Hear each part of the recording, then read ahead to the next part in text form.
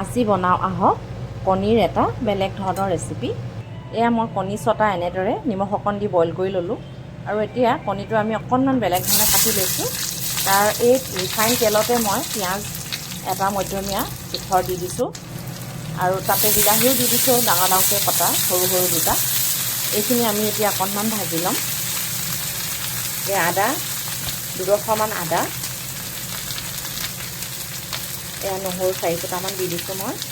এইখিনি এতিয়া আমি অলপমান ভাজি লৈ এটা মিক্সাৰ জাৰত ভৰাই এইখিনি আকৌ সুন্দৰ পেষ্ট এটা বনাই ল'ম।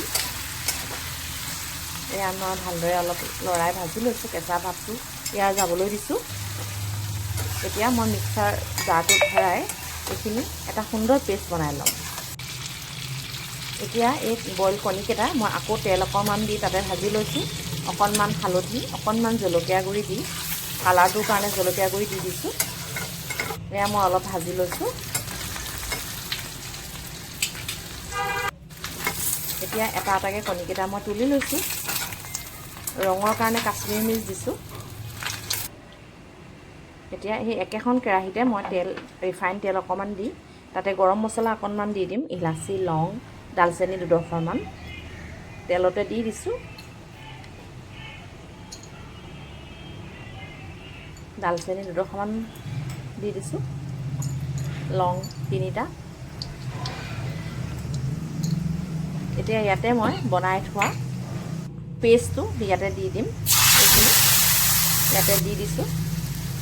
এতিয়া এইখিনি ভালদৰে লৰাইছোঁ যাতে ইয়াৰ কেঁচা ভাৱটো যায়গৈ।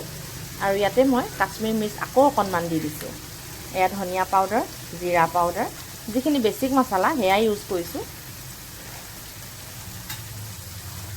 এইখিনি দি এতিয়া ভালদৰে লৰাই দিছোঁ।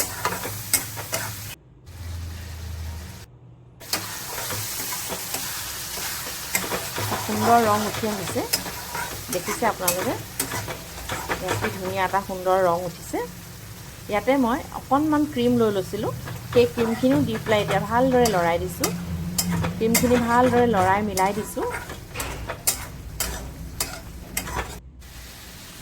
এতিয়া ইয়াতে মই বইলকৈ ভাজি থোৱা কণী দি পেলাই তাতে মই আকৌ আপোনাৰ কাশ্মীৰী মিৰ্চ অকণমান দি তাতে ধনিয়া নাই মোৰ হাতত যিহেতু, সেইবাবে মই কস্তুৰী মেথিকে দি দিছোঁ। এয়া হ'লেই মোৰ কণীৰ এখন বেলেগ আঞ্জা। এয়া মই আপোনালোকক দেখুৱাই দিছোঁ। এনেদৰে আপোনালোকে ঘৰতে কৰি বনাই খাব, এটা বেলেগ সোৱাদ পাব। আজিলৈ আহিছোঁ তেন্তে, আকৌ এটা নতুন ভিডিঅ'ত লগ পাম। Bye bye.